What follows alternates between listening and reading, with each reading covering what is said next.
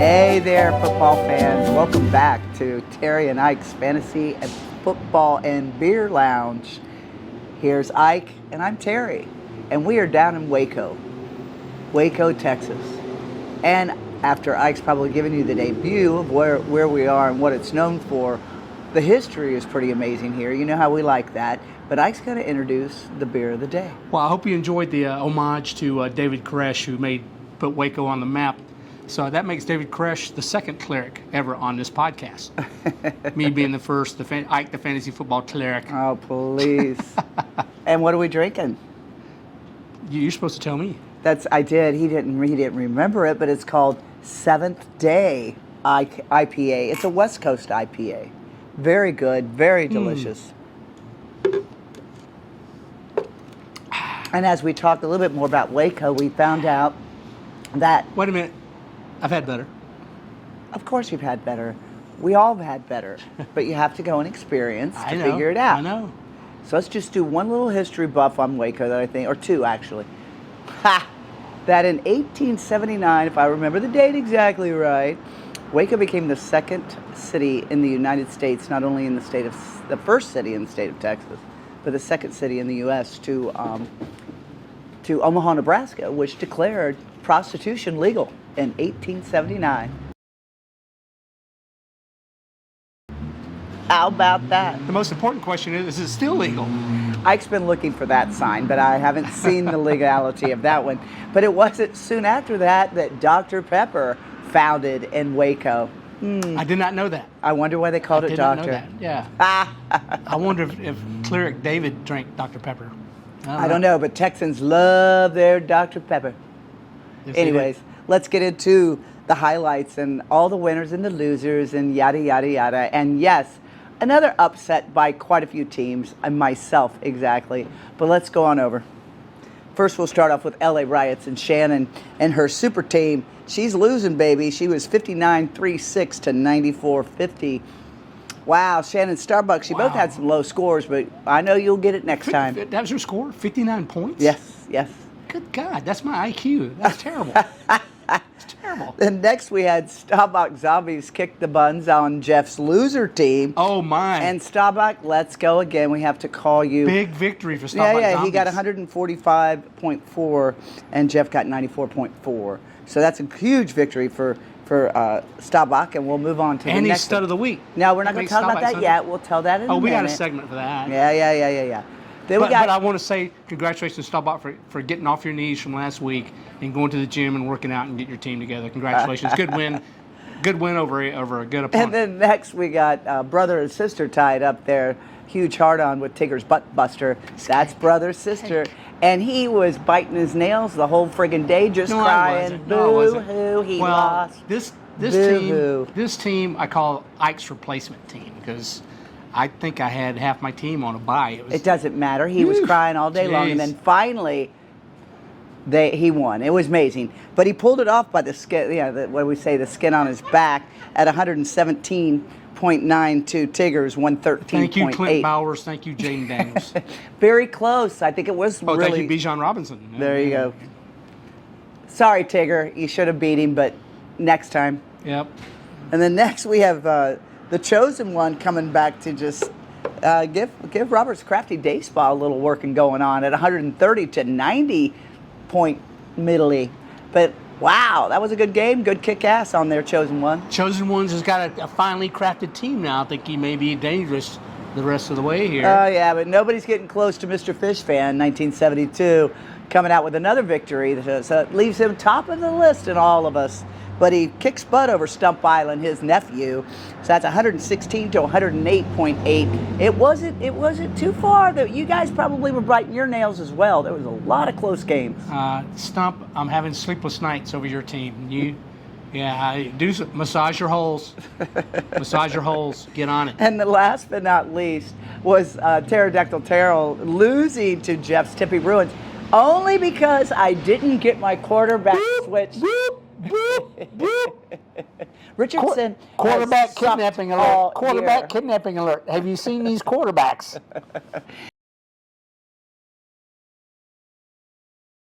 Anyways, I lost by a merely 107.02 to 91.9. And had I put Flacco's butt in there, I would have beat you. Period. End of discussion. But that's okay, Tempe. You needed a little win to keep you going there. Shannon's super team is probably saying you're a hypocrite. Oh, yeah. Monitor your hole, baby. I think you need to monitor. See, that's what happens when you don't massage the holes. I was massaging it. I was too late because we were doing our chores around the house. Yeah. Yep. Anyways, back to the future. And the future, once again, a lot of injuries, concussion on the defensive end. What was it? Ankle for ATN. He's out. What else? No, I don't. ATN. I don't know what his problem is. I think he's got an achy vagina. He runs like he's scared. I don't know, but no, there's something wrong. I mean, every week Jacksonville. I'm benching all my Jacksonville players. They just can't do it. Well, no, Tank, come on. And all my Cowboy players. Come on, Tank, come on. Matter of fact, meanwhile, back in Dallas, people are literally jumping off the freaking rooftops up in Dallas. It's terrible. We deserve better than this. It's disgusting that when you see the score from Prescott, it's sad. It really is. I have him in another league. He was my quarterback. He got me 3.2 points. And all you suckers who have Cowboys defense, womp womp. Anyhow. So let's look at the future forecast there. So we got all the scores? Yeah, we got them all. Right on. Okay. Well, that means we get to look at division matchup standings. And over in the North Division, Division 1, who's being taken over by Fish Fan. 1972 Fish Fan number 1, who's at 5-1. Way to go, Fish Fan. He's opened up a nice little gap between the second place team, the Chosen Ones, at a 3-3 record. Wow. In third place, you have Jeff's Tippy Ruins at 3-3. Hang in there, Jeff's. And then at Shannon's super team, who we still believe in, at 2-4. So there you go. Come on, girls. We can kick ass. Yeah. Go. Things are going to tighten up. Fish Fan hasn't played competition all yet. three ladies lost. There you We're go. coming back with the vengeance. In the Central Division, Division 2, where yours truly, Hughes Yard Jets, Please don't tell him. is taking the lead with a 4-2 record. Very nice. Staubach Zombies, start of the week, is in the second spot at 3-3. And in the third spot, Tigger's Butt Busters fight the losses in third at 3-3.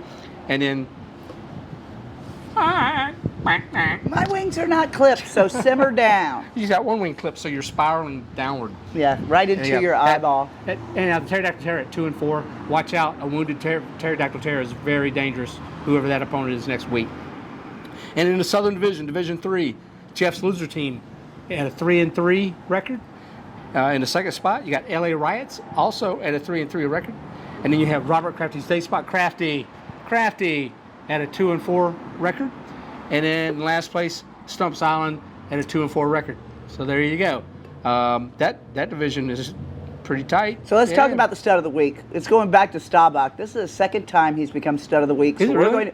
we're sending him a new jock strap so he can rail that baby in because it ain't gonna last long. Well, he got the boost from going to Canton. Oh, the other please. day. Yeah, he went down to the Hall of Fame. And he rubbed Tom Landry's bust, and he had a bunch of static electricity in his head, and he went back and touched his roster, and boom, stud of the week.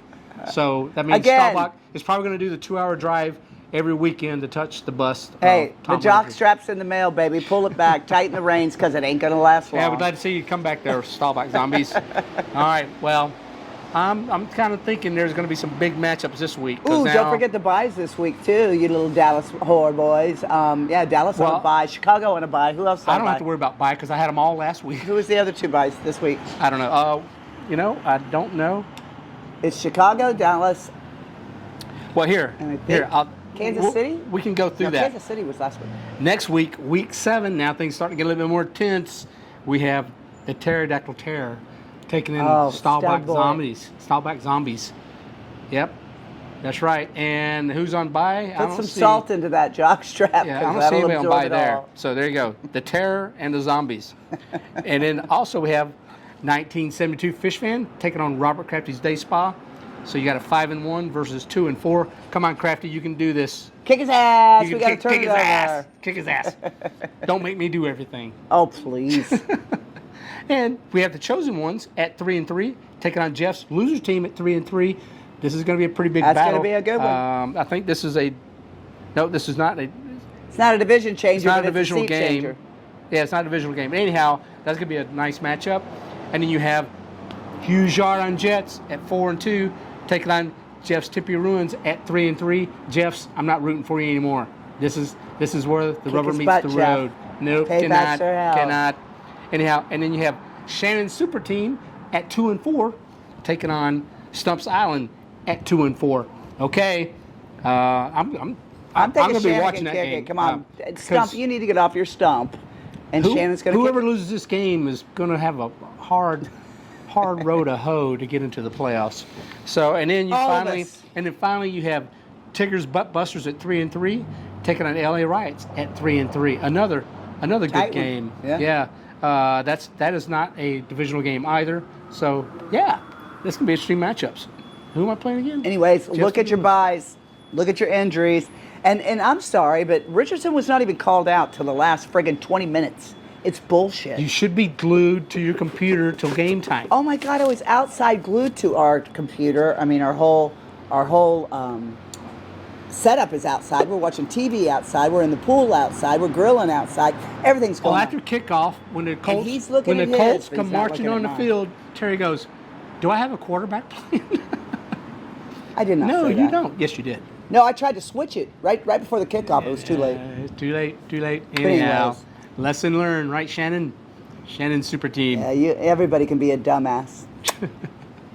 Anyhow, what else are we doing today? Oh, also the Brazos, the Rio Brazos, as they The say in river is Mexico. huge. I mean, it's a it huge- runs right through Waco. They have like a nice Oh, riverfront the here. Brazos is the river that they took the largest cattle herd from Texas all the way past Denver, Colorado, into Missouri, Montana.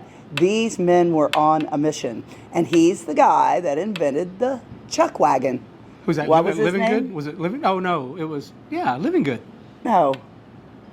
I'll think of it in a second. Good night. Good night. Good night. Mr. Charles Goodnight. Goodnight. Charles Goodnight. Yeah. And remember on the Cowboys with John Wayne, when it had the 12 Cowboys, and he had all those young men he was training to be herders to take this, the black man on the chuck wagon was Mr. Goodnight. Well, I mean, a dubious distinction of inventing the chuck wagon. Really, what is it? Beef jerky and cornmeal? How hard is that?